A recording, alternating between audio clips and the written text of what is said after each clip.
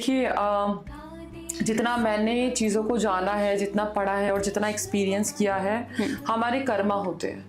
जब इंसान का जन्म होता है वो प्रारब्ध कर्मा को, मतलब जब इंसान का जन्म होता है ना, तो वो कुछ बैगेज लेके आता है। आप लेमन लैंग्वेज में बहुत सिंपल अगर मैं भाषा में समझाऊं तो 2 बैगेज लेके आता है।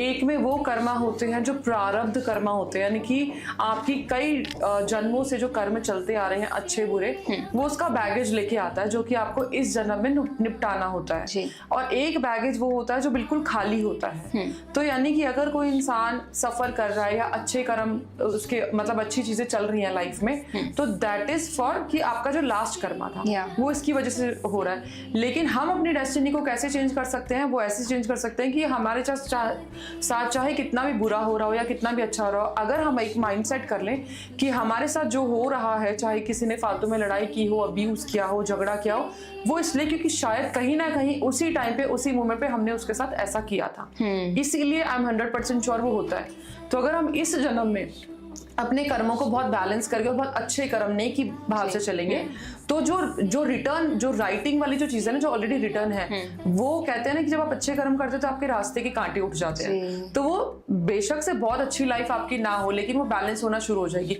और जब आपके प्रारब्ध कर्म खत्म होंगे तो आपको वो रिजल्ट मिलने लगेगा जो आपने अच्छे कर्म करे हैं। तो ये मैं बोलूंगी कि लिखा सब कुछ होता है, लेकिन हो सकता है कि कुछ पेजेस खाली हो और भगवान कहें कि तुम लिख लो अपनी कहानी। तो मेरा मानना यह है कि डू योर गुड कर्मा, क्योंकि वो भी सामने आने हैं। अगर आप बहुत बार ये लोग बोलते हैं कि मैम हमने तो बहुत अच्छे कर्म करे हैं पर हमारे साथ क्यों हो रहा है? देखिए, एक ये सोल जर्नी होती है।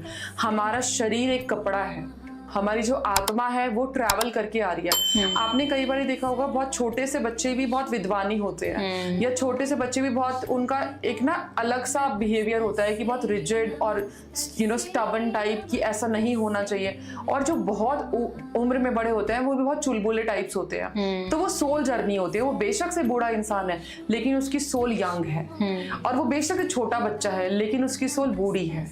तो ये जर्नी है जो कपड़े सिर्फ बदल रही है। हम जैसे माँ लक्ष्मी ने, नारायण जी ने या हर भगवान ने अपने रूप लिए थे, तो हमारे ये रूप ही चल रहे हैं। आप किस रूप को कैसे निभाना चाहते हो वो आपकी मर्जी है। बट ये है कि आपकी सोल कितनी विद्वान है, कितनी किडिश है या कितनी यंग है, वो आपके बिहेवियर से पता चलता है। तो अपने बिहेवियर को और अपने नेचर को ऐसा रखो कि तुम्हारी जो जर्नी है आगे बहुत फ्रूटफुल हो, और आगे जो तुमसे लोग खुश रहें, तुम्हारे जो गोल्स हैं वो सेट करो, ताकि आपके जो कार्मिक इश्यूज है वो धीरे धीरे खत्म हो जाए। बाकी जो लोग भुगतते हैं उनके लिए एक बोलूंगी एक चीज, सेल्फ ट्राइड एंड टेस्टेड है। बहुत मैंने क्लाइंट्स को, बहुत लोगों को भी दिया है।